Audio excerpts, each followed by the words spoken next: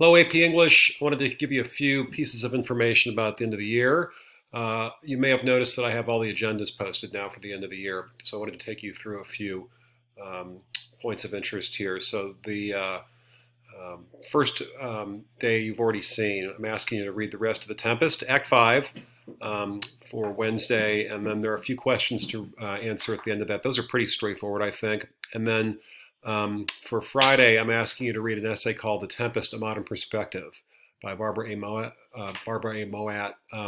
It's really a pretty good essay. There are probably some things in there that you will have already thought of, but probably some things in there that you haven't thought of. And it'll help you, I hope, get a grasp on the play as a whole. It is a strange play, and she's pretty insightful about it. And you're just bullet pointing the highlights there.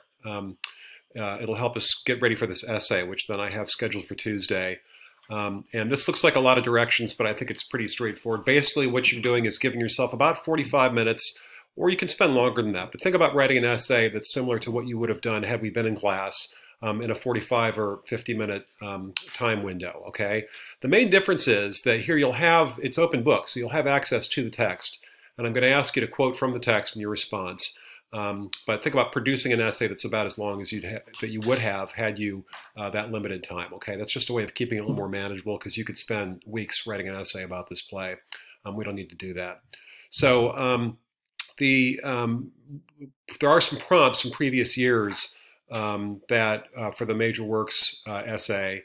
So you can respond to one of those. I have them linked. Or you could write just an essay that states how Shakespeare uses specific literary techniques to communicate a theme of the play. So it's really pretty open. Just give some thought to what you want to do. Doesn't really matter. You're doing the same stuff in either case. You're formulating a thesis with a claim, and then you're finding text to support the claim. You're introducing it, quoting it, and analyzing it, just like we've been doing all year. You can use ideas from other sources, from the Moat essay, from other places if you want to do that. Just cite anything like that that's not from you. You don't have to do that. You may want to concentrate on, just looking at the primary text.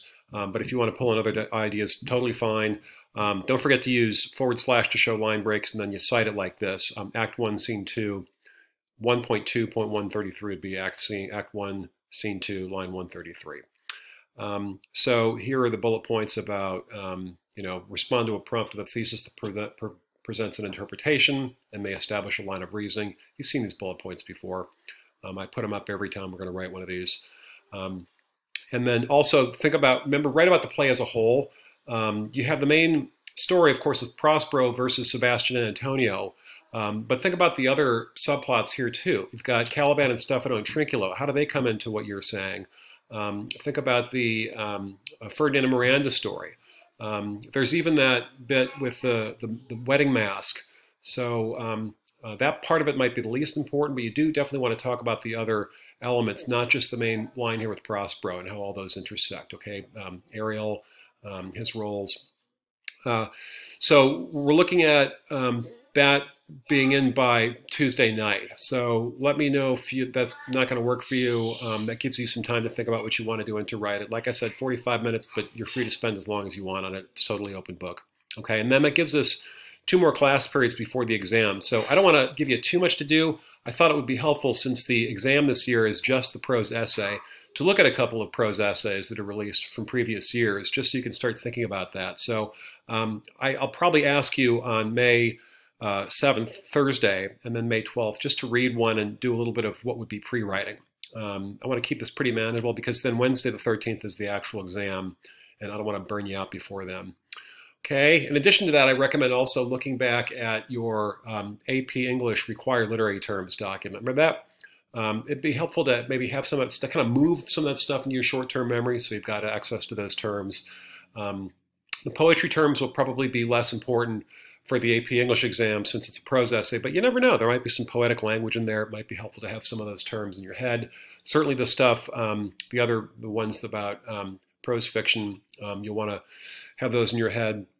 And then also, I had linked earlier here in an agenda that the AP College Board has linked these videos for AP English. Actually, for every AP class now, there are these videos with instructors they're essentially review sessions and tips on how to write. So and they're broken out into all different genres. You might take a look at the prose fiction ones. There's a lot of content there, so it can seem kind of overwhelming, but it's just additional material to help you prepare for the exam. You don't have to, that's optional, you don't have to do that. I recommend giving it a look. You don't need to turn anything into me with that. That's just there for you as another source, okay? So hope you're doing okay. If you have any questions, or if you want to give me any feedback on what the plan is here, certainly you can do that. Email or phone is fine. Okay, take care. I'll talk to you.